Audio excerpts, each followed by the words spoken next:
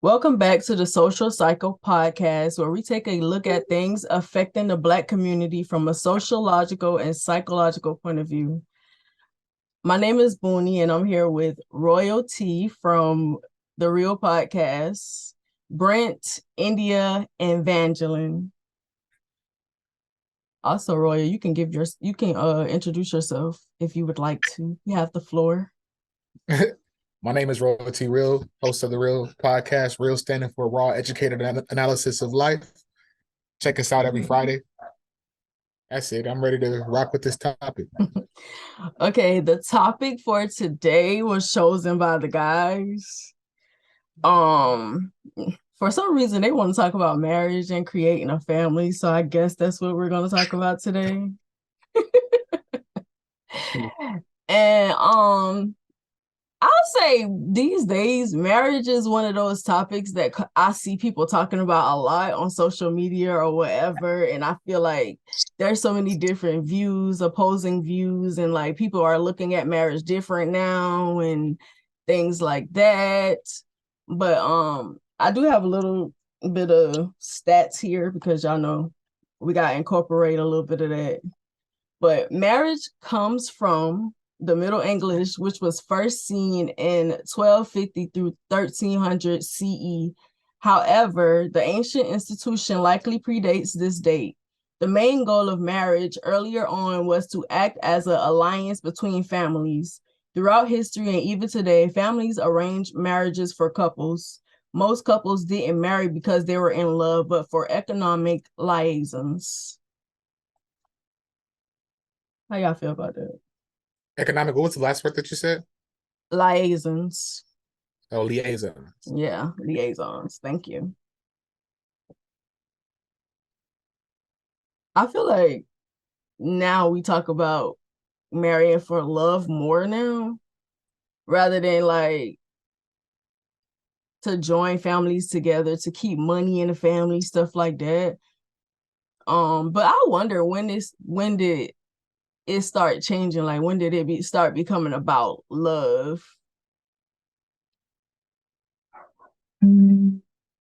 I think I a want to big say I piece of it read something is, somewhere about it saying that some great king or something like some guy of like real importance was refusing to marry basically an arranged marriage for that specific reason because he was in love with somebody else. Oh, And okay. his family was like they would disown him if he married the person he loved, and he did it anyway. It was I don't know exactly what it was. It was somewhere I read that's how that stuff started. I can see that being a thing. But so today, y'all know I kind of like write questions and stuff to guide us through these topics. So today we're going to talk about marriage and creating a family by gauging how important marriage was to us when we were younger versus how important it is to us now. And we're going to jump right into the What's Your Theory segment with this question. Has marriage always been important to you and why? And I'll start with Van. Of course.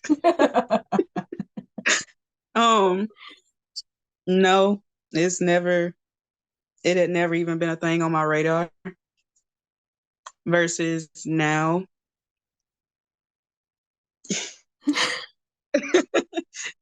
I'm married, but it wasn't a goal. It wasn't a plan, a part of my life.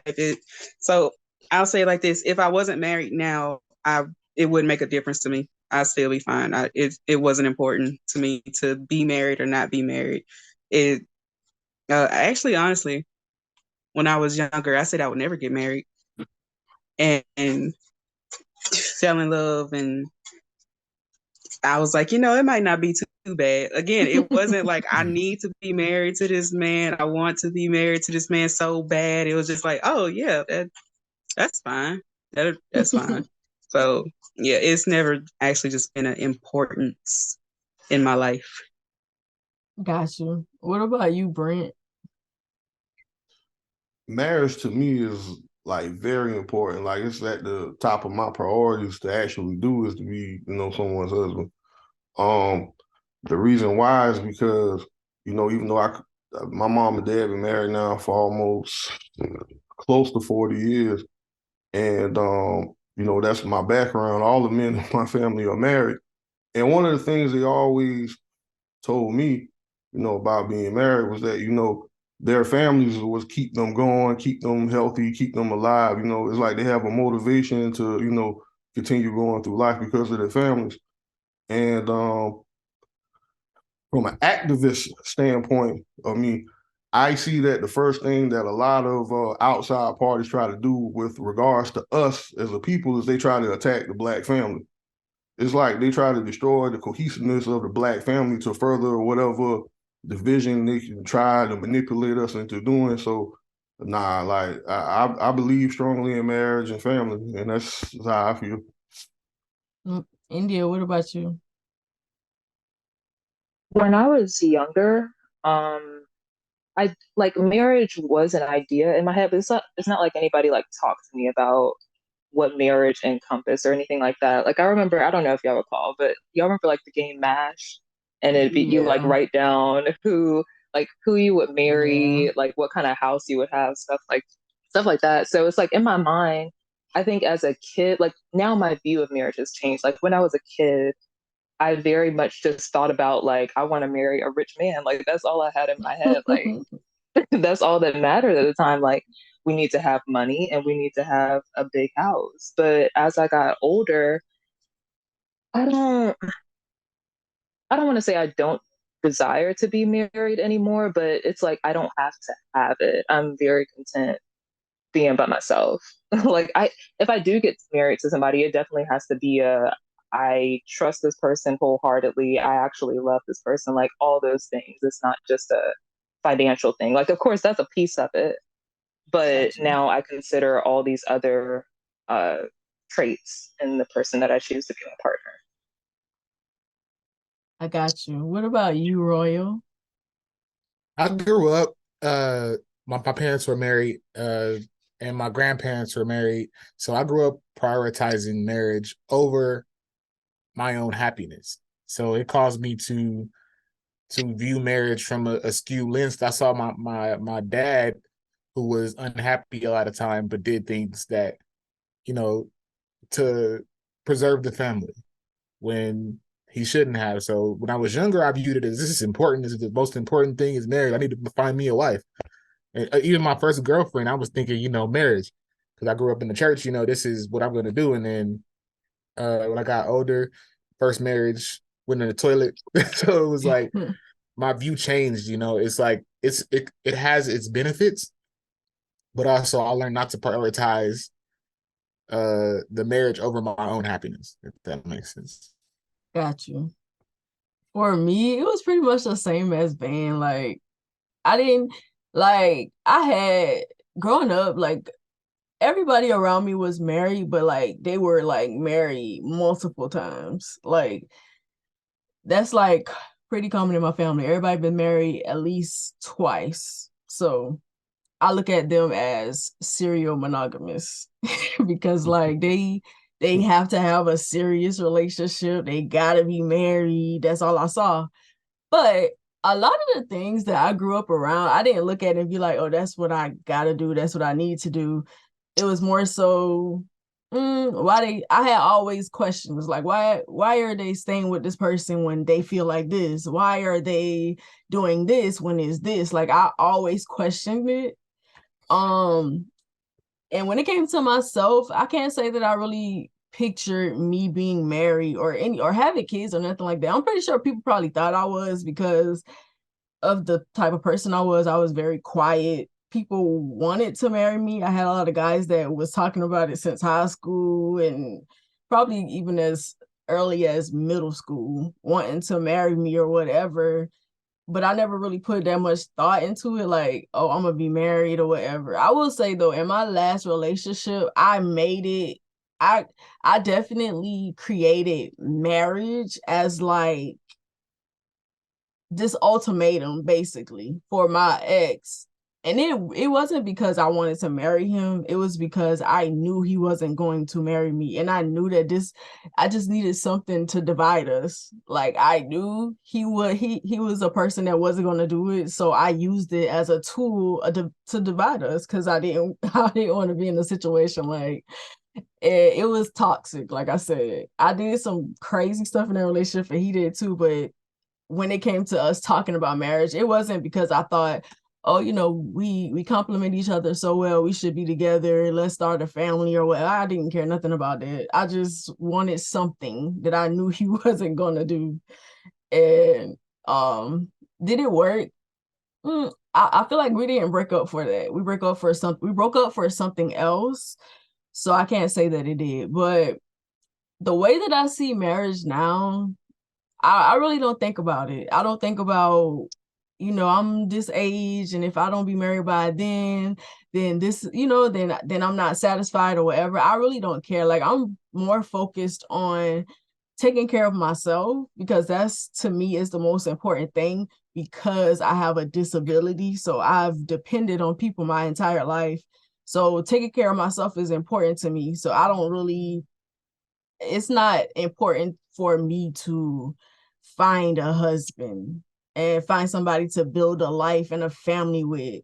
That may change if I come across somebody that I feel like is, somebody of quality that I feel like I can do that with, that I can trust to be in a committed relationship like that with. But for now, I don't really care about it, honestly. Mm-hmm. It wouldn't make or break me. If I do get married, okay. If I don't, okay. But so the next segment is the hear me out segment. So we're gonna go straight into that with the next question. Do you think you're marriage material? I'm gonna start with Royal on this one. um, I mean, on a certain level, I have to because I'm married now, right? But if I wasn't, That's a smart answer. but if I was gonna be looking from the outside in, like I have qualities that make a good husband, but I am still a work in progress. So I am nowhere near perfect. So it's kind of I'm not sure if I am. I got you. What about you, India? Am I marriage material? No, honestly, no. I have to be real with myself. I think I could get to that point, but well, I don't even want to say get to that point. I know that I'm a very particular person. So I have to have somebody else that is, I don't want to say they have to be just like me, but it would be in their best interest if they are just like me. I feel like that's the only way it could work. Like I don't necessarily need somebody that's gonna balance me out. I need a twin, practically. That's what it would have to be. Um, but I don't know. Maybe somebody could say my particularities. Is that the word? My particularness. Um, they could say that's a bad thing. I don't know. I'm in therapy. I'm working on it. We'll see. Okay, how about you, Brent? Hell yeah, I'm marriage material. I knew he was gonna say he was gonna Why? say that. He's so confident. Okay. Nah, but the reason, but I'm joking, saying that kind of, but not really. The thing about me, you get not only someone who you can trust your life with, but you also get somebody and stuff that's gonna have your back. Like I'm going to have your back. Like if you're my wife, I got your back. You don't have to worry. You don't have to worry about me making you look embarrassing you. You don't have to worry about me making hurting the family or anything like that. Like I got your back. But currently, right now, I just got out of a 2.5 year relationship that was going to possibly lead into marriage. And now I'm reflecting back on that relationship to see what it is I did wrong as to why it failed. So therefore, right now, I'm just doing some self-reflection and trying to figure some things out. But as far as being married, yeah, I look forward to the day and stuff like that I'm married because I want a family, and two, I love children. Like my wife does. Like if I get married, my wife doesn't have to worry about getting up in the middle of the night, tired and all that type of stuff to feed the baby and stuff. Because I'm actually gonna get up and feed the baby, and we're gonna talk trash about mama the whole night. See, mama's sleeping. Look at her. You know that just. You know that's just my inner kid. Like I love children because I worked with children for a long time. So that's just me. Gotcha. What about you, Van? Mm,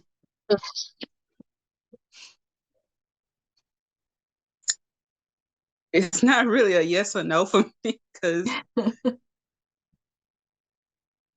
from what I hear, what I've always been told, I'm marriage material. Like from exes up to my husband, I've always been told I'm marriage material.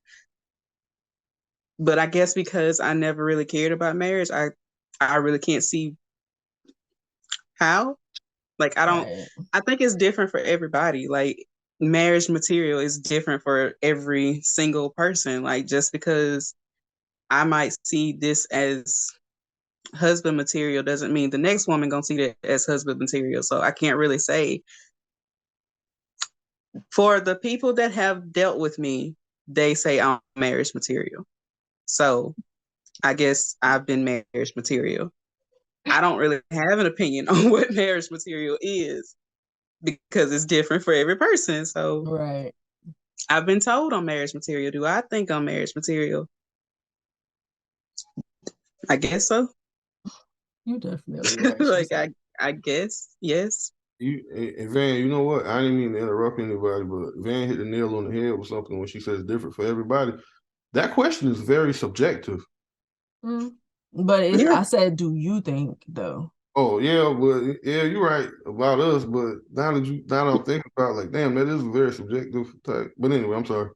You say, do you think you're marriage material? And the way my brain processes it is, would I marry myself? And I still can't answer that because I wouldn't marry. So it's like I If really don't know. if It's I like, damn, if I I really don't know. if I were to ask myself that question though too, would I marry myself? The answer would be hell no. I'm a difficult ass person to deal with. I made a Facebook post yesterday. I was like, I can't stand when I tell myself to do something just for me to do the complete opposite, and I be getting on my own nerve. So no, I wouldn't marry myself. Mhm. I think that I'm marriage material. This gonna sound crazy. That's why I don't want to get married. I feel like I feel like I have this personality where I I am too much a lot sometimes at the detriment of myself. Like I would give too much at the detriment of myself. And I need to learn how to, prioritize myself more before I think about a committed relationship with somebody. And that is even with children, even with having kids. I feel like I would overdo things. You can't tell me, sit down, go take a break. I got this, whatever. Cause I'm gonna be like, what you mean? Like, these are my kids. What you mean? I got this. Like I feel like I do too much. I feel like I overdo things. So I'm trying to learn how to depend on a person that's not my mama because that's really the only person that I'm comfortable depending on. So I think that is a thing that I have to work on, being able to depend on a partner, somebody that I'm with in a relationship, because I feel like you can be too much, you can do too much when you just take everything on yourself. So do I think I'm marriage material? Yeah, but at the same time, it's some stuff that I still have to work out before I think about getting married, basically. So, And I guess, can I oh, go ahead. add? I just want to say, I think it also depends on what you want from a marriage. So, like earlier, you mentioned historically, they got married to create alliances between the families and whatnot. It wasn't a love thing. So, I think a lot of people that just have that in mind, Yeah, they're like, yeah, marriage material, because that's what I have in mind, that I pretty much want a business, um, right. a transactional relationship, I guess you could say. Whereas I think we're looking for love. And I don't know, I was going to ask you guys, do y'all think that stems or stemmed, I should say, from slavery, maybe American slavery, where both the Black men and Black women that were enslaved are going through this, they're in this oppressive state. Right. So they have to depend on each other for empathy and all these other things to feel human again. It's like that's the only other person they could feel human with, somebody that was going through the same thing they were going through. Mm. Is that why we love?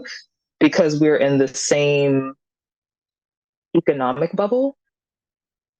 Does that question make sense? Kind of It like does make shared trauma. sense. Yeah, I guess that's what it is, a shared trauma. And That because of makes Yeah, because that, if we you feel look like, at it oh, I can connect with statistically, these we people. are yeah, if you look at it statistically from a few years ago, I do remember reading somewhere like we are the majority that actually do marry for love for instead love, of yeah. actually building wealth or having something like for us normally when we get married, we're neither of us are bringing anything to the table. We're just Yeah, together. Just coming that. together. Whereas other races or other people, when they marry, it's usually, even if love is involved, there somebody is bringing something more than the other one to the table, and either the other person is a helpmate. I mean, that's what you're supposed to be, but is like to help them, build that even more, or they're building something separately and they come together to make it bigger. But for some reason with us, it does seem to be like we're just Yeah. getting together. Yeah, for love. But And it makes sense like that we would, because going through all of those things, I couldn't imagine and like needing to have that connection with someone to get through it or whatever. Like when I asked earlier, like when did it start being about love? Like I knew that pretty much started with us. I feel like Black people, like the Van said, we are the ones who get married for love most of the time. I feel like Black people now are starting to look at marriage as a business. Some, not the majority, but I feel like there are some of us who look at it as a business now because of the access that we have to resources where we can create these businesses. Once upon a time, we didn't have that access. So that's all we had was each other. Now we got access to different things. So now we can look at it as a business as well. Mhm. I know a Black counselor who's also a reverend, and he specialized in marriages and stuff like that for over 40 years. And one of the requirements and stuff like that he had for young couples or couples getting ready to get married were for them to do premarital counseling and premarital financial counseling and stuff like that through him. In the 40 years that he's done marriage counseling and stuff like that, he's married hundreds of couples, and all of his couples, for the most part, 90% of them are still married. He said that the majority of the ones who didn't make it were the ones he didn't recommend for marriage, but they went through with it anyway. And he said if love was not the basis of their marriage, he said it wasn't going to work. He was like, business. He said like the ones who have the idea of the business and stuff, someone's always miserable or someone's always unhappy because that's not what they really wanted to do. They were doing it for heritage, family, family legacy, and all that type of stuff. So his it's funny that everybody's saying that, and just just thinking about it, okay, I thought about him because he's older than all of us and he's been doing it for so long, and he always said that if love was not the basis of a marriage, it's not going to work. I mean, you can look at that differently too, because I kind of feel like people who marry and they do it for like business, they stay together longer than people who marry for love sometimes. That's Like, because with because when you're business, you can build money. exactly, Right. when your emotions are involved, it's harder to get back on track. Like, oh, we're gonna stay together. And when you are hurt, when something has been done to you, you're, to me, more than likely to leave than a person who has a business to deal with. So you can't just walk away from that. You gotta be logical and not let your emotions get involved. So I feel like people who marry when they do it for a business, they stay together sometimes longer than people who marry for love. And But then it's harder if you're doing it for a business because then you have all the legal Right. It's rights harder to to go leave. through. And then with love, it's a balance. You can't get married off love. I mean, you can, but you shouldn't get married based off just love, and you shouldn't get married based off just finances. It needs to be a balance. If y'all can be together, Right. because you're gonna fall out of love. It's plain and simple. At some point, whether I don't care if it's 10 years from now, you're gonna fall out of love. It's gonna happen. You're going to fall out of love. Your emotions are not going to be the same. If y'all are growing, then things are going to change. Your personality is going to change. If y'all are married for business wise, the economy is changing. Business is going to change. Everything is going to change. So you have to be very logical with it, with your emotions. It's got to be Yeah. a balance. I disagree with the fact that you will fall out of love. I think if you're complacent, you will fall out of love. But if you constantly work with that person and learn to love them again and again, if you care about them, you're gonna grow with them. So like I'm not the same person I was 5 years ago. So and my wife's not the same person she was, but if we still learning to love each other and still, engaging and dating each other and the same, keeping things fresh and new, then I don't think the in love will go away. I think it's if you get complacent and you want that same person that you married, that's not gonna happen. That same person is 5 years. We're not the same person month to month. Sometime, Right. we're ever changing people. So you feel like if we're growing with each other, you're less likely to fall out of love rather than, like you said, wanting to be with the person that you married 5 years ago. Um, wanting a person to stay the same, basically. Right.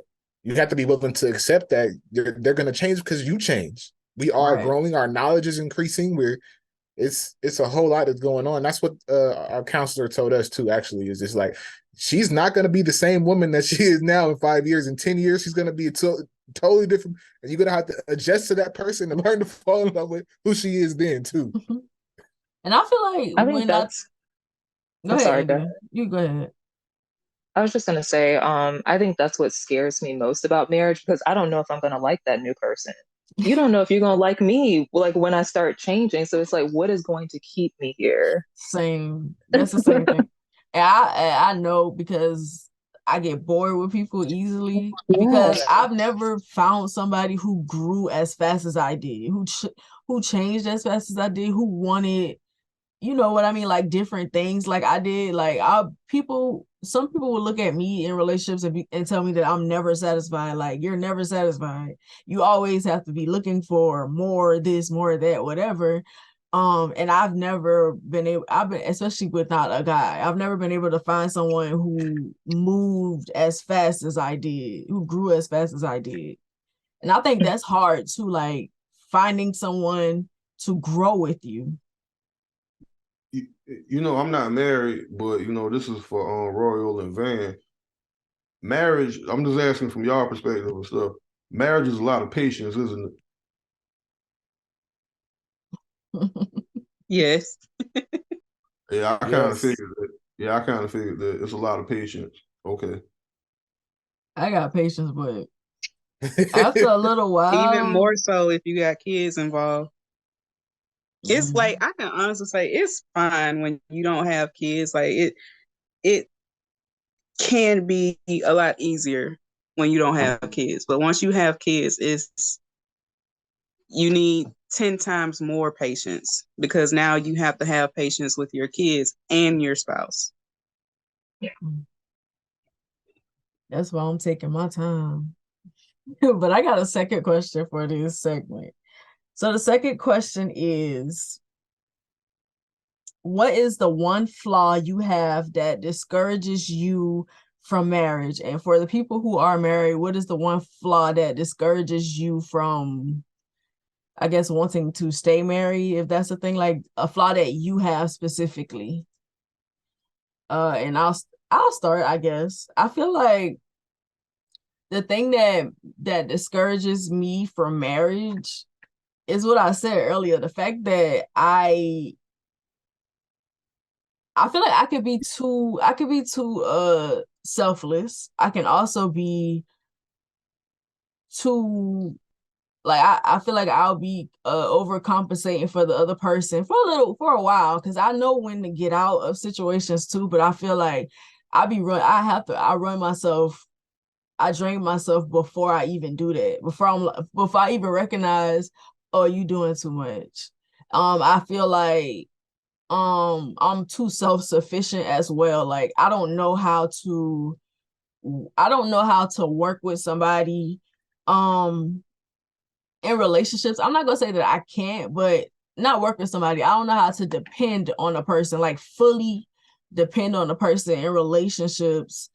So I feel like that's the flaw that I have. Like I need to learn how to need a person to receive help, to receive the love that they give me, to receive whatever it is that I need from them. Like I understand that I need a lot of things and I ask for a lot of things, but I also need to learn how to be receptive and to like know when to fall back, know when to let this person handle things, stuff like that. Because like India said, I'm particular as well. Like I want things to be done a certain type of way. So why would I ask you to do it when I know you're not gonna do it the way that I want it to be done? Like, so that's my flaw. Roy, you can go ahead. I wanted to respond to you real quick that the Okay. one thing I had to learn for me, because I'm very particular, I want things done a certain way. If I sit there and watch you do it, it's gonna drive me like up a wall. Like, cause it's just like, no, it goes like this. It's supposed to fit like this puzzle piece, like in my mind. So if I see something going on, I'm like, all right, you handle that, and I'll be I'll be somewhere else. It got, and then I had to just think about, okay, it got done. That was the Right. only thing for me. It got done. But my biggest flaw would probably be my mental health, my depression. I think that is detrimental in a lot of relationships because of things I'm still processing. I've been through a lot, including homelessness, been in jail, all of those things. So it's a combination of these things, having, PTSD from certain things and everything. So I know it's not an easy thing to deal with. Right. What about you, India? So some of the things that you mentioned as well, Tony, like I am a very nitpicky person. Um, and something else with that is like I have an issue with asking for help or asking for something that I need from somebody. It's like I know that they're not a mind reader, but I still want them to just like think to do what I would do in certain situations. And I'm like, why wouldn't they do that? Like that makes no sense what they did.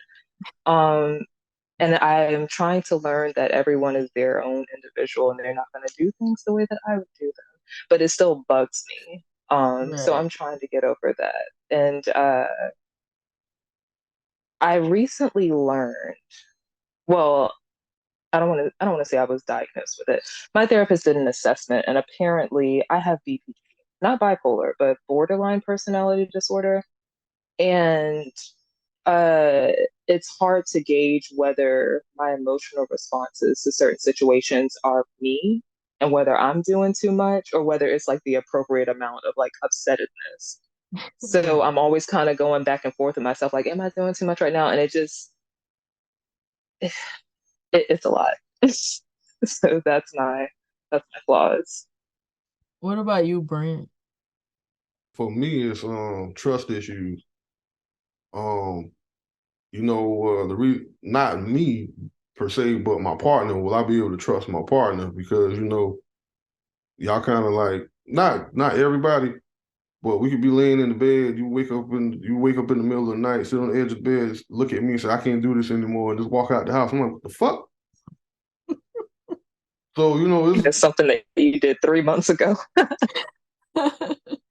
so it's that fear because so much would be entangled with that, emotional stuff, spiritual stuff, financial stuff. Like I just don't want to be with somebody, and I'm wondering whether or not this person and stuff like that is going to just flight. The moment something goes wrong, the moment we start having issues, the moment, we're trying to rekindle the flame and all that. So, I'm just leery of that. I just don't trust that aspect of it because with me, once I'm in a relationship, I, for the most part, normally stay. But I notice and stuff like that with some of the women that I've chosen to possibly marry, when things are not going the way they want to, they have a natural reaction just to want to flee. So, that's my take on it. I guess that's my one thing that I just trust issue. With that being said, do y'all think that women are more likely to do that than men? And when in a committed relationship, when in a marriage? I mean, if you look at blackdemographics.com and certain things and stuff like that from CDC type stuff, I mean, 70% of divorces are filed by women, but it can be a multitude of reasons to why they decide to go through with the marriage. Unfortunately for me, the women that I've dated, some of them had this "I'm better than you" type mantra about them. They were more career driven, more career dedicated, more focused on, their careers and stuff like that of actually having a family. So it really didn't pay off the way that I thought it would. But now it's a lot of regret because of those exact same women years down the line, they're, hey, how you doing? Hey, are so that's just my take on it. I Also, would like to see. Go ahead. I'm sorry. also about career driven woman, that's your type. That's the type of woman that you really like. But if it's a person that's career driven, they don't really prioritize a relationship because they care about their career. So yeah, they're not going to want to work things out when it's not what they want it to be because of that reason, because you're not as important as that other thing to them. To most of them, I'll say. I don't really know a whole lot of people who are career driven that are going to put their relationship first, because the most important thing is the career. So Mm-hmm. I think that's why in those situations. So yeah, you can go ahead, Royal. I would like to see the statistics decade by decade because I feel like there was a shift that happened from my parents' generations and the grandparents' generations because they stuck out marriages more than we do. And a lot of times women were unhappy, and it was just because the women were taught to submit to the men. When we get to now generation, is submission is no longer a requirement, and women have the freedom to just bounce if they feel like it. So I want to see those statistics. I think that's what really led to with the women feeling their freedom, and a lot of men feel challenged and don't know how to deal with their own insecurities. So the women bounce instead of them trying to change. They was just like, well, you can leave, and the women Right. left. Yeah, That's what I was gonna say, because with the way I've seen most men, like even men that I knew, absolutely unhappy, are fully aware that they're unhappy, will tell you out their mouths that they're unhappy. And when you say, okay, then leave, they're like, no, like, why would I do that? Like, that right. means I got to do this all over again. I don't want to do that. And it's like, you actually don't have to do it all over again. You could just be single and date, but they don't want to do that. They would rather stay in their unhappy marriage, unhappy relationship than to just go and get a divorce. I mean, not saying that a divorce is easy, but still, they would rather sit in that unhappiness and admit that they settled than to just at least try to find happiness somewhere else, because either they're too scared, they're not good enough, they're too old, they can't get away with the same bull crap that they've been getting away with in their marriage or in their relationship. So they'd Mm. rather just sit there. No, Women, like you said, they have more freedom now. They don't have to, because from my grandmother to, my great grandmother's generation, I say that because apparently my folks are young compared to other people's. But anyway, uh, mine too. they had to have a man. They had to have Mm. a husband. They had to be in a relationship just to get the bare minimum of their needs met.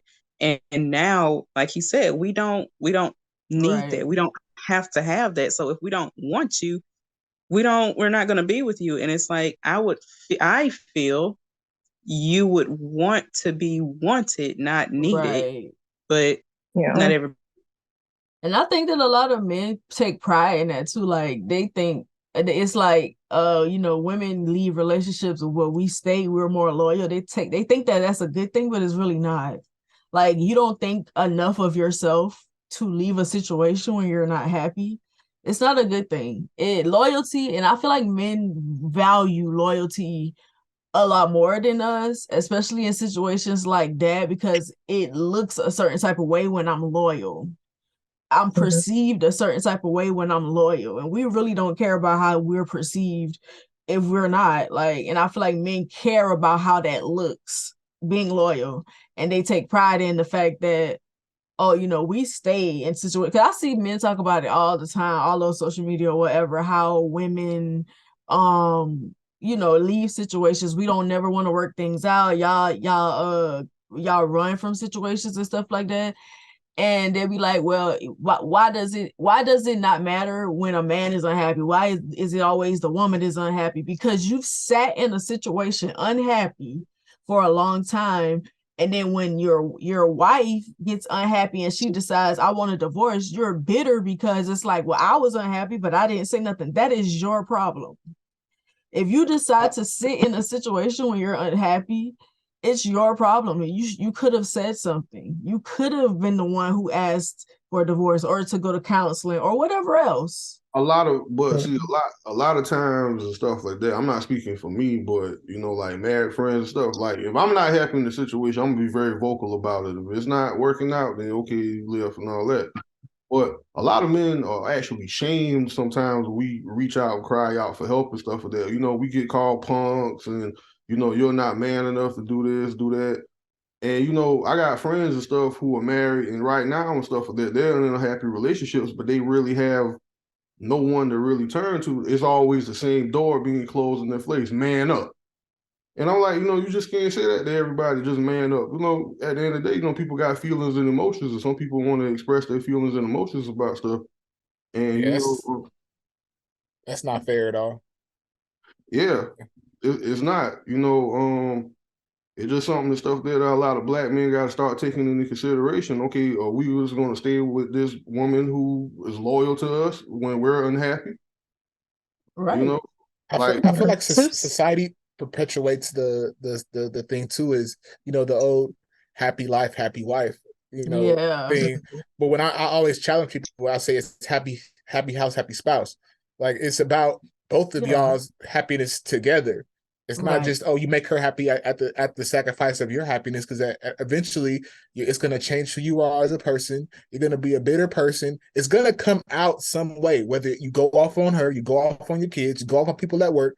Everybody knows that person that's just bitter and angry, and you wonder why they're dealing with something at home, and they don't want to speak up about it because they don't want to lose what they have. Right. Right. or And on the subject of submissiveness, because I know you mentioned that a little earlier, Royal, that a lot of men aren't getting that anymore. They feel like they're not getting that. But I'm like, what am I being submissive to? Because if you can't even tell me your feelings about something, why should I trust you to lead me anywhere? You're not even willing to tell me because you're afraid of how I might react to how you feel about something rather than just coming to me about it and we discuss it. but see, that So goes, no, a lot of women aren't wanting to be submissive. yeah, that goes back. I think that goes back to like a couple of earlier episodes on the podcast that we've done, and I think we talked about that. And oh, people weaponize their secrets and their feelings and stuff like that to try to control you and manipulate you, and that's how some people feel. Mhm. Yeah, That's but true. like, why would you be with somebody that you feel like would do that? If you look at Exactly. your Right. partner and you feel like, I can't talk to her because she's going to make me feel this way or she's going to use this against me, why would you be with somebody like that? I've even explained to my husband, like, if at any point I'm making you feel like you can't talk to me, we should not be together. Like, if I'm doing Right. bad and you cannot come and talk to me, you have to go and talk to everybody else. We don't need to be here.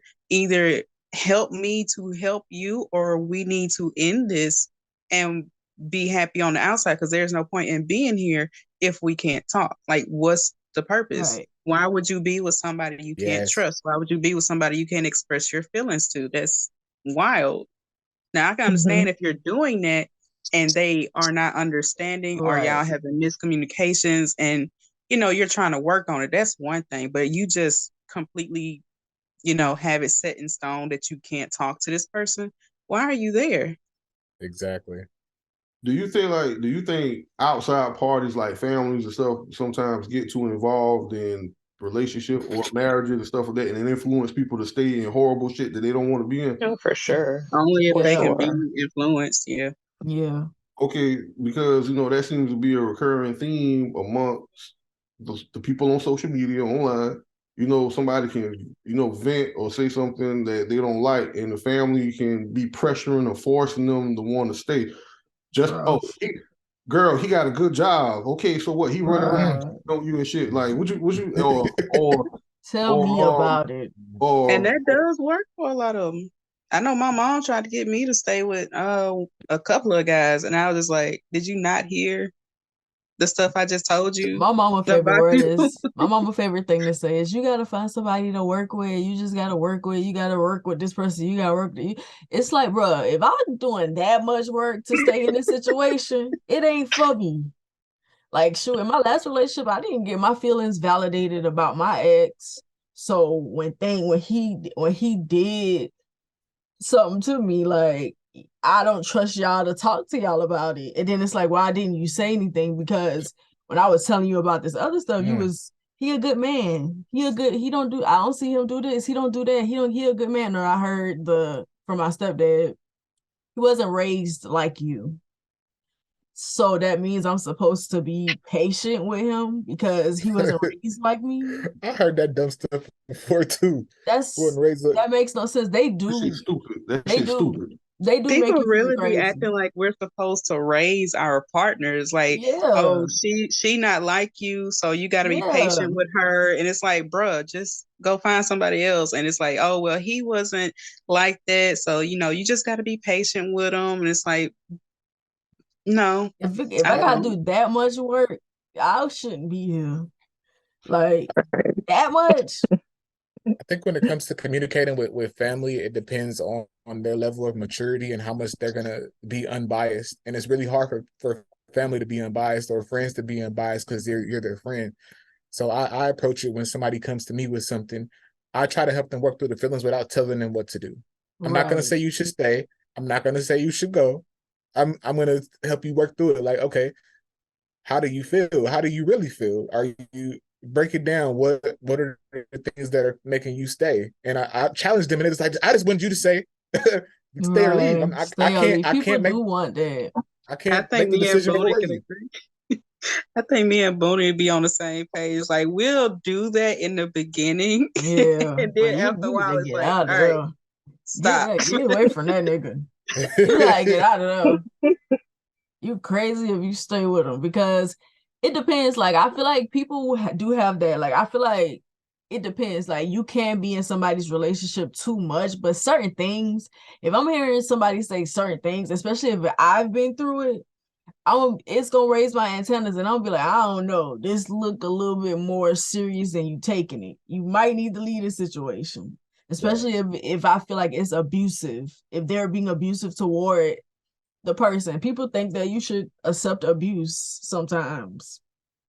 Yeah. Like, especially if it's not physical, if it's just that person invalidating your feelings or they are manipulating you, it's like, well, he ain't hitting you, well, he ain't doing this, he ain't doing that.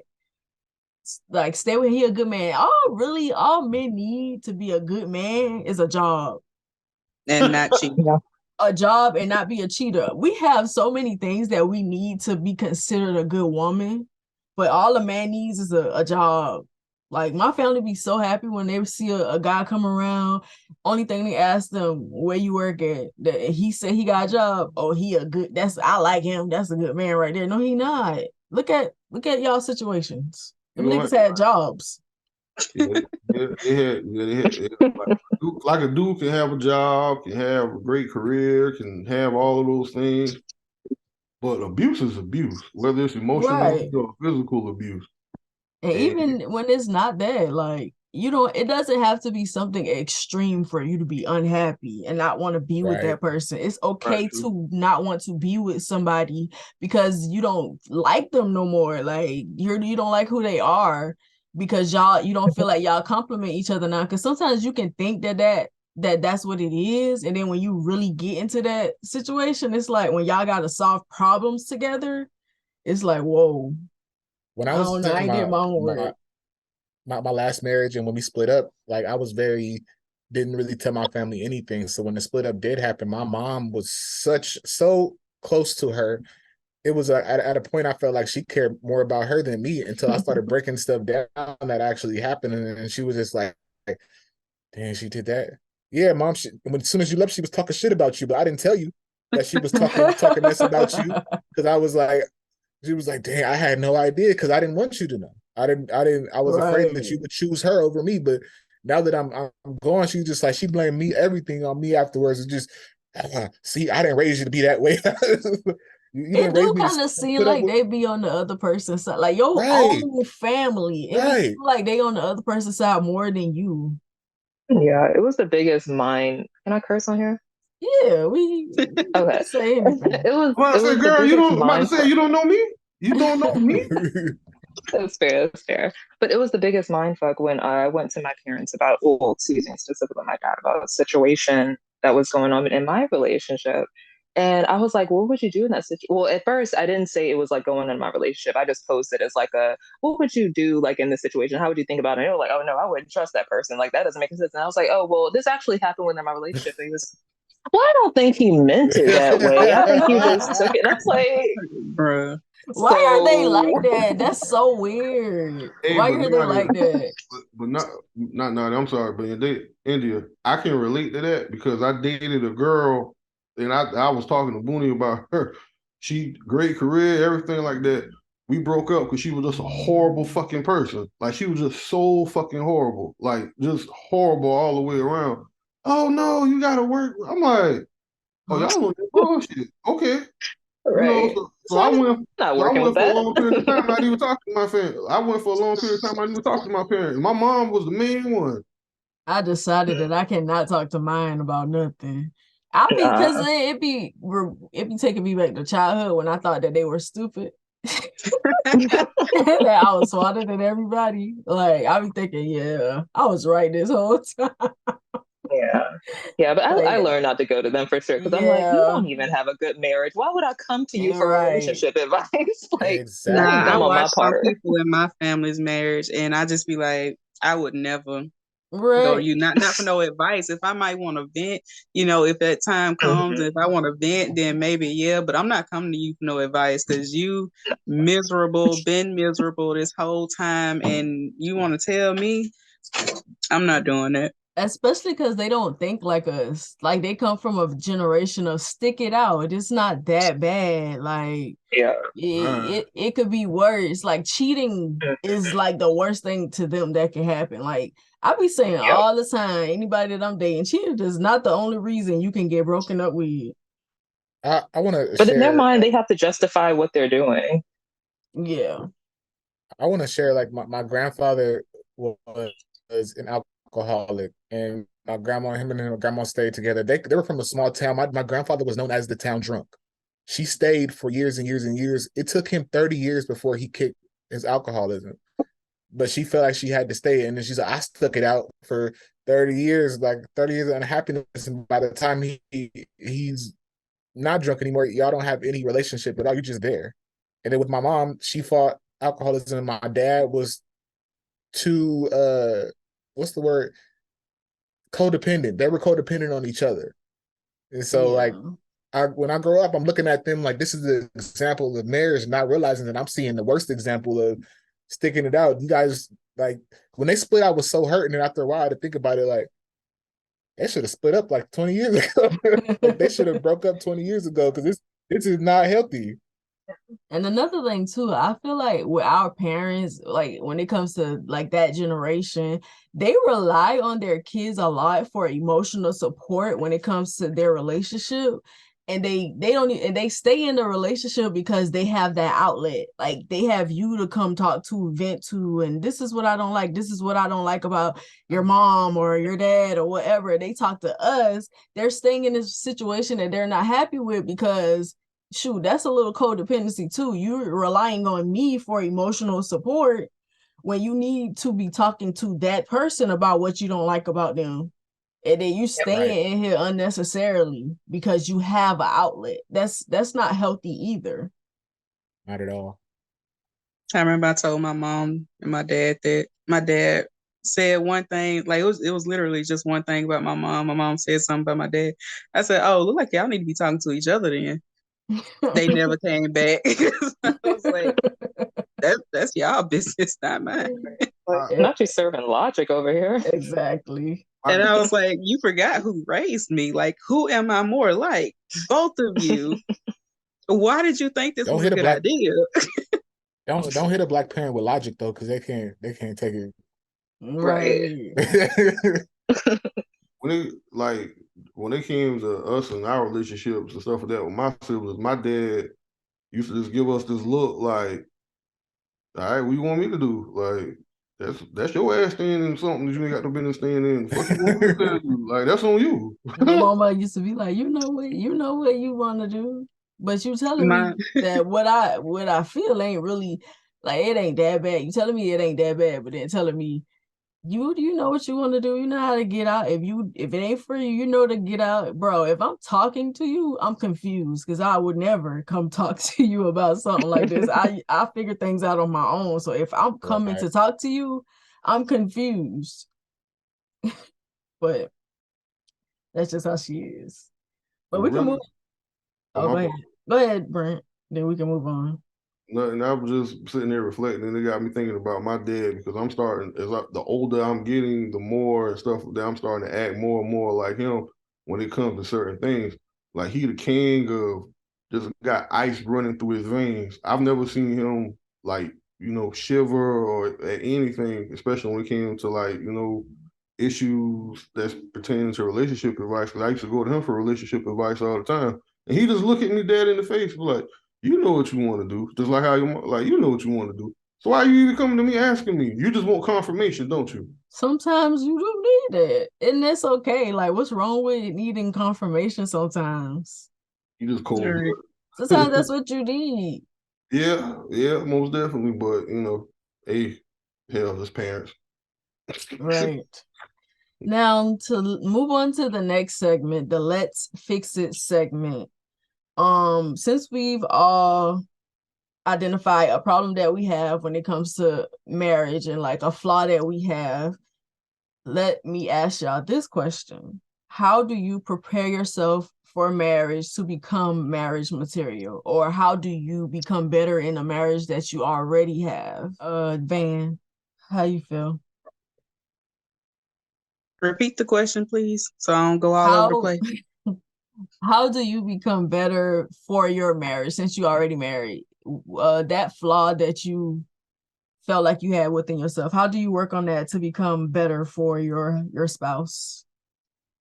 Um, Stop expecting me out of my partner.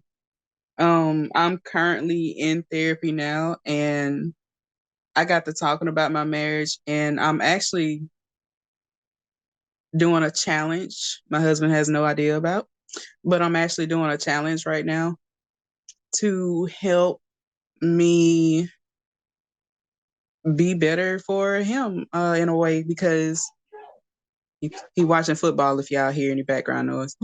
Um, like I said, stop expecting me out of him. He is his own person. He is a completely different person. We don't even think the same. Like our thinking processes aren't even the same. So I always call myself putting myself in other people's shoes, but I have to really put myself in his shoes. I have to make sure I'm doing things the way he likes, showing love the way he wants to be loved, and not showing him love the way I perceive love. So that's what's helping. He's doing the same. He like our we talked about this in the last episode as far as love languages. My love language is acts of service. His love language is physical touch. I don't like physical touch. He's not that big on acts of service, but because those are our love languages, we're putting ourselves out of our comfort zone to help each other feel more loved, more appreciated in the relationship. So that's that's how I'm getting better.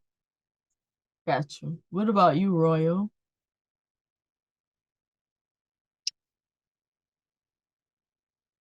We can't hear you. It starts with me with a self-analyzation, Okay. analyzing myself and where I situations where I fell short, um, learning to be more patient and forgiveness, because that's the biggest thing for me is forgiveness and seeing the growth, and not seeing the same person that was, that may have done the same mistakes in the past. I'm really I kind of big on that before, like, oh, you did this, so it's gonna happen again. It's a pattern. But when the pattern breaks, it's kind of hard, especially if it's just once in the time the pattern breaks, it's consistency. So I have to realize, hey, I'm realizing each situation is different and not bringing this situation back into this new one. So Got you. self-analyzation and forgiveness. And that can be hard. Yeah. Hella hard. Yeah, because trust me, yeah, especially like you said, if they're you have to recognize that they're trying. You have to recognize that they're Yes. trying. But it's hard because the one moment, like even like if they did it 3 times in a row, that one time that they mess up, you're like, your brain automatically goes back to all the back times that they did back it on in that the same past. stuff And it's before, like, like the change didn't happen. You see, like right. And you have to force yourself to come back, like, all right, reset, let's try this again. That's gonna be a right. challenge for me because y'all know what I always say. I can't stand a trying person. I can't stand that junk. I'm trying, Just but do it. that's something I gotta work on. But India, what about you? So my thing is needing to give people more grace. Big issue with that.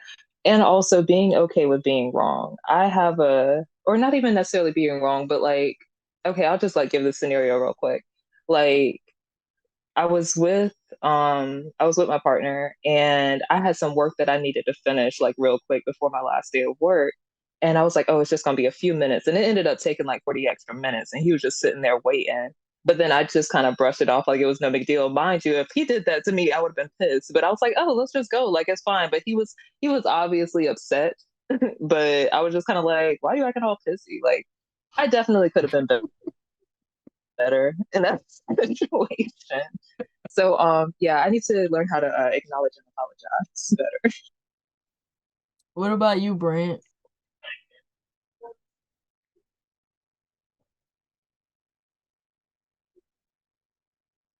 I'm gonna be honest. I'm not thinking about this shit right now. I just got out of what? This my one, two, three. Just like my third failed damn relationship. I We ain't. is not. We ain't taking that answer. What can you do to improve the flaw that you recognized in yourself from the last segment?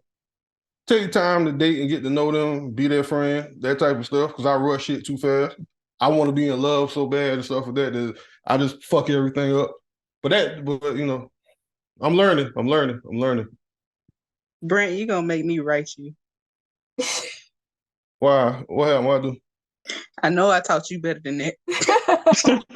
Did we not have a conversation with him the last episode? And you were there trying to skip the question? Oh no, we ain't letting that happen. See, that's why I said before we started, I must be failing because there is no way I can claim that title if you talking like this. Hold on, No, you didn't. Nadia, are you ready now, or do you want me to go? I'm ready. It sounds like the question kind of switched up. It's basically how do you improve But yourself for marriage, basically. that was cool. So for me personally, I basically try to recognize when I'm in the wrong, and just to kind of piggyback off of what everyone else said, um, I try not to basically hold them to my standard. Like Ben said, I just try not to see myself in them. And I like, you got to know your partner. So if I know where you fall short, or I know that, it's something that you don't like, I will cautiously try not to do that or try to avoid that. Pretty much. Gotcha. So for me, I just need a date. stop procrastinating, stop waiting for whatever I'm waiting for myself, like till I'm in a better situation is my excuse always. But I just think today I had a conversation with Dez before we did this, and he was telling me that I needed to put myself out there because I got a lot to offer. And I'm like, I am. And he like, no, you're not. But I'm really gonna try this year. I really am. I think being by myself got super comfortable. And so it's so hard for me to like, I'm not gonna make it seem like I haven't been trying. I've been talking to different people or whatever, but I won't lie. I don't open myself up to them emotionally in the way that I should somebody who I'm trying to date. But I feel like that's gonna take time. So really, I just need to get out there, date, learn how to be with somebody again because it's been a long time for me. So I need the practice, and I'm gonna go into the situations like this. Not serious now. I'm just doing this for practice. It's just for fun. So be patient with me because I'm real like that. But to go to the next segment, the story time segment. So for the story time segment, I want y'all to either give me a story of a time you proposed to somebody and got rejected, or a time you rejected a proposal, if it ever happened. I got a little story, but I feel like it ain't really a story. I don't feel like I'm marriage material because definitely nobody ever asked me. Well, don't feel bad. The person only asked me because he did something stupid, so that was his apology. But I had nobody. That's probably three. majority. Yeah, I had three. The first one, uh, I just didn't want to be with him no more. So I said no. I actually was making a lot of excuses because I didn't know at first if I really wanted to do it. Like we were really young, like I was fresh out of high school, and he was a year older than me, but he wanted marriage, and I was just like, at least let me go to school and stuff first. Like Right. let me live a little bit first. But things just didn't work out. I didn't really care for it in the first place. But the second one, he wanted marriage. Same thing with him. I was in college at the time, and I told him at least let me. Like I was just going further and further. I was just like, okay. With the first one, I was like, let me go to college. Let me experience that first. And then with the second one, I was in college, and I was like, let me get my own place first. Let me be by myself for a little bit first. And things didn't work out with us either. He ended up cheating on me, and like in the midst of me finding out that he cheated on me, he was just like, just marry me, just marry me. And I'm like, why would I marry you? You weren't even a good boyfriend. So that makes no sense. The third one, damn, 4 times. The third one. Hold on, I got mute. That answers her question. Is she marriage material? Obviously. Right. And The then you didn't come third fill the one, count for me. he wanted to get married, but he was like, you gonna be the spiritual mom, and I'm gonna be the logical one, and we're gonna do this, this, and that. And I was like, I don't even like you that much to do all Yeah. that. Like, I really don't even like you right now, so I'd rather not. And then the fourth one happened to be my husband, who obviously I said yes to. Better keep the club up. So No wrong. even though I don't consider this a proposal because it was, to me, wasn't, but I had in my last relationship, I'm trying to remember how things went because like that relationship was a blur. I think what happened. Okay, remember when we had an episode when I told y'all I had a mutual friend of a girl that my ex was cheating on me with, and she pretty much was telling me like, you need to talk to her, whatever, because both of y'all talking to him, whatever. And I said that was the only reason why I contacted a girl about a dude. So I finally contacted her. She was telling me everything, going down the timeline of how long they've been together, all of this stuff or whatever. And I went when after I learned what he did, of course I'm gonna go straight to him and I'm gonna let you know I'm gonna go straight to him. I ain't sitting on it, I ain't thinking about it, nothing. I'm going straight to you and be like, so I confronted him about it. I told him what she said. Probably didn't tell him what she said because I had already made up in my mind that I was done. So I told him that I talked to her or whatever, and she told me that they were together for basically the same length of time that me and him was together. So I feel like he started a few relationships around the same time. Um, and he just because he was trying to be in relationships. He wasn't even cheating right. Like it was stupid. He wasn't even cheating right. He was trying to have whole relationships with each one of us. And that's why he got caught up because that's stupid. But I confronted him about it. He denied it and was like, call her a hoe. You gonna listen to that hoe, whatever. She don't accept my son. I'm like, that's not my problem. That ain't my baby. I don't care nothing about that little boy. And she don't accept him. Me neither. That ain't my child. I don't care nothing about that. But he was just trying to throw me off. Like this is how she is. This how she is. Why are you listening to her type of thing? I'm like, because she's telling the truth. Like, I know that it's true.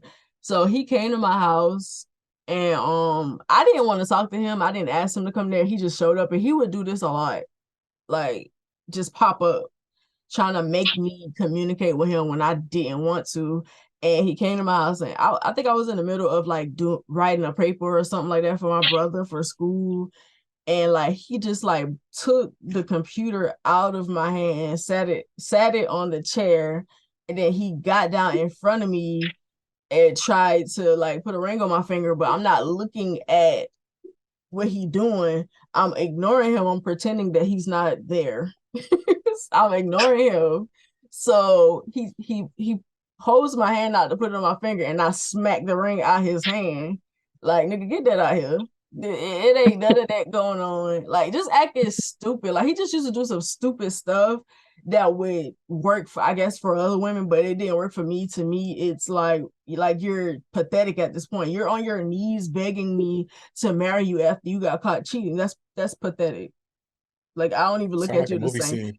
Like, that's how it was. Like, he was just like, I feel like he would copy stuff that he would see on movies for real. He was sick in the head. Like the nigga was sick. But yeah, he tried to do that so I could stay with him because, like I told you, I used to use marriage as like a weapon against him. So he thought I wanted to get married, but really I didn't. So it didn't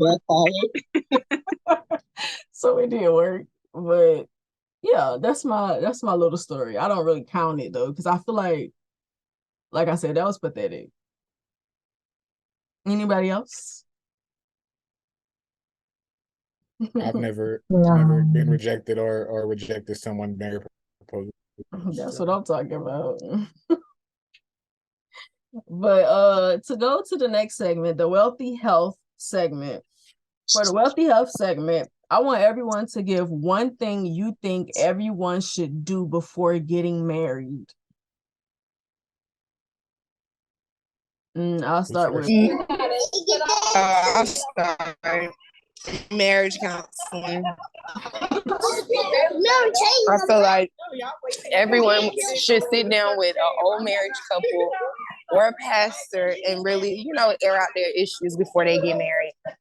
Because marriage, doesn't stop your relationship problems at all. That's true. They're just beginning. Got you. What about you, Brent?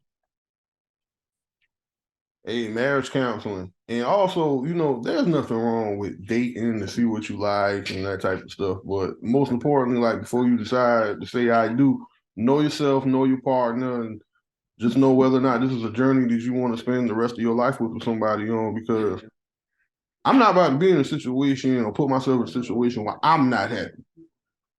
damn sacrificing my happiness and stuff for that for somebody else. Like, no, I'm not about to be miserable and stressed out and possibly have a stroke over you. Like, no, not having.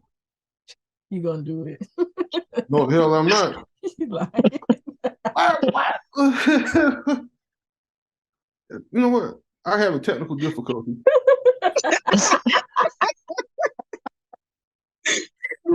Because he know it's facts. Go ahead, India.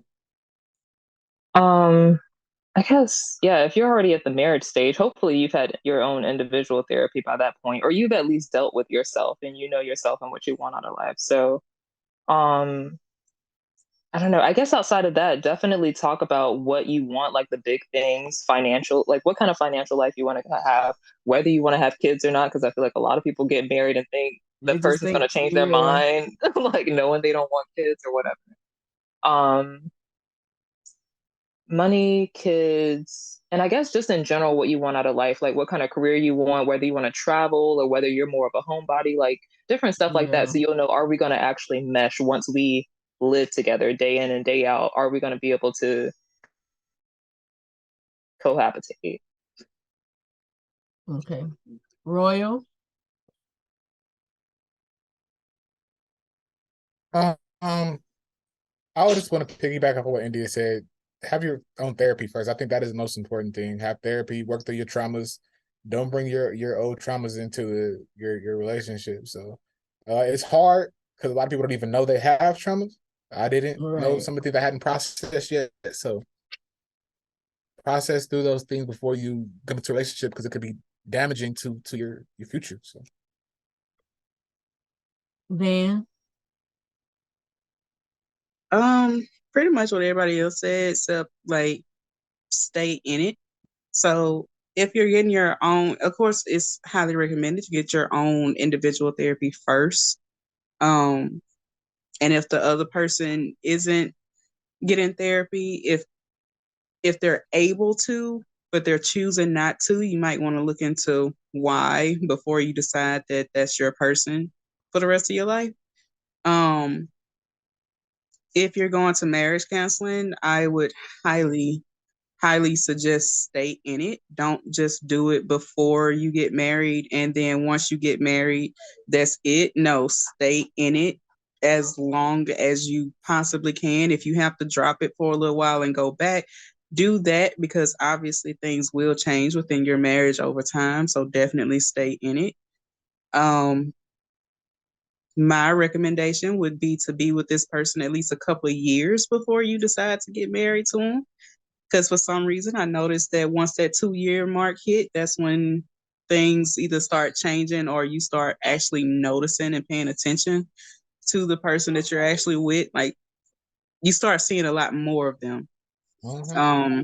I know some people don't believe in what they call shacking up and whatnot, but I would also suggest that, like, if you can afford it, if y'all can live together for a little while, if you're able to, go back independently, get your own place or something, if things just don't seem right or comfortable, definitely live together for a little while because I don't I don't believe in living together after you get married, like waiting until you get married to start living together because then you are seeing a completely different part of them that Mm-hmm. you've never seen before. Because living together versus spending a couple of nights is not the same thing. Like me and my husband, I want to say we lived together.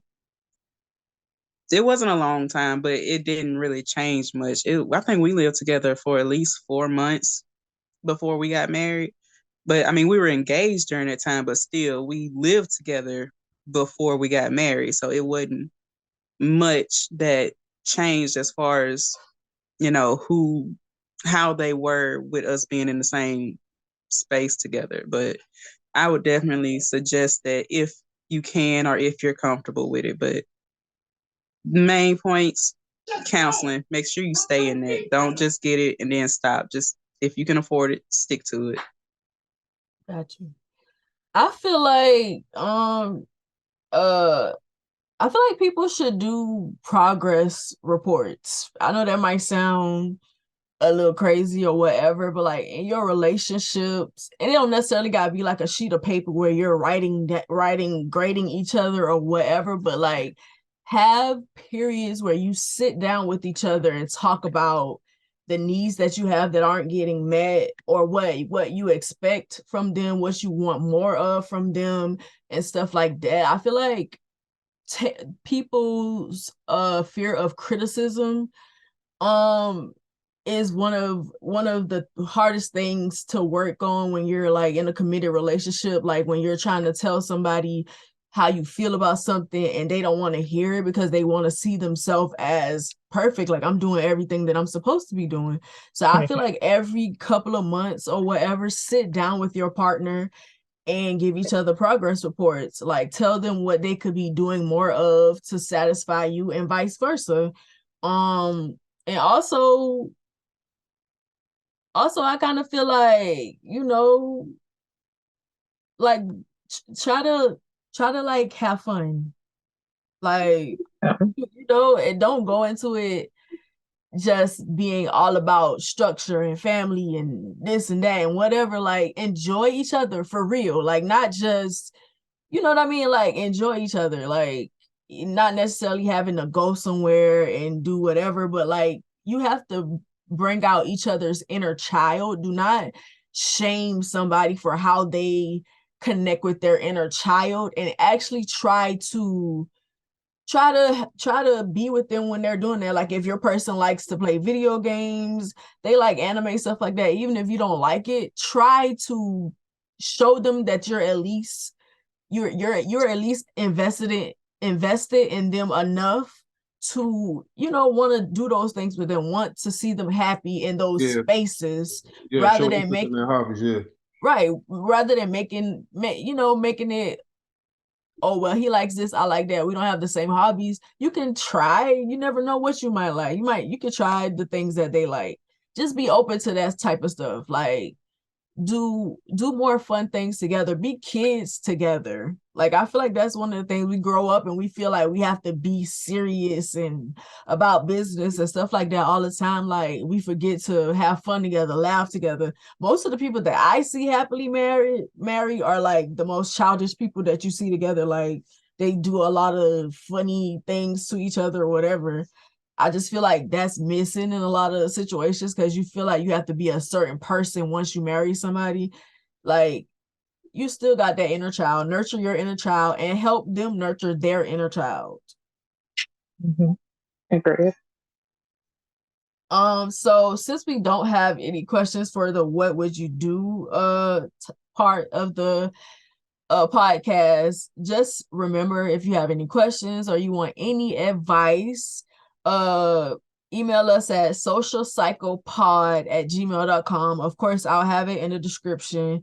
And you can ask us questions about anything: sex, relationships, career, whatever it is. We'll try to help you to the best of our abilities. So for the last segment this week, for the Black Life segment, which is living in fear every day, I want each of us to give one thing you fear about marriage or lack thereof. Like, what do you fear about marriage, or what do you fear about not getting married? And if you are married, what do you fear about your marriage? Like, something that scares you.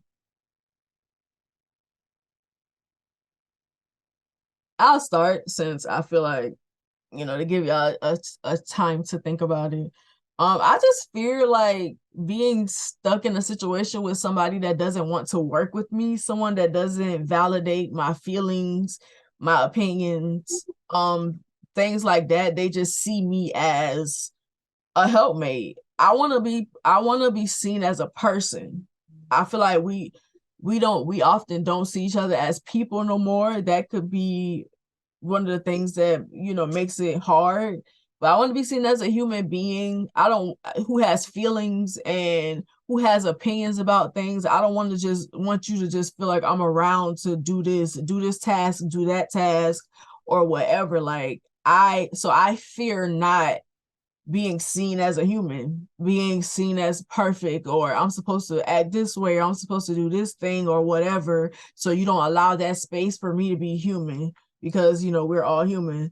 And I fear getting stuck in a situation with someone like that, someone who doesn't value me also enough to want to work on things with me. And I feel like I fear being in a one-sided relationship where I'm doing everything and that person is not, doing their part, basically.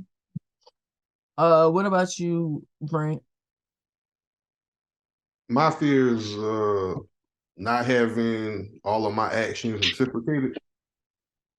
That's my biggest fear because I'll take that extra mile, but are you gonna, in return do the exact same thing for me? That's my biggest fear. Like I want my love, my actions and everything about you to be reciprocated.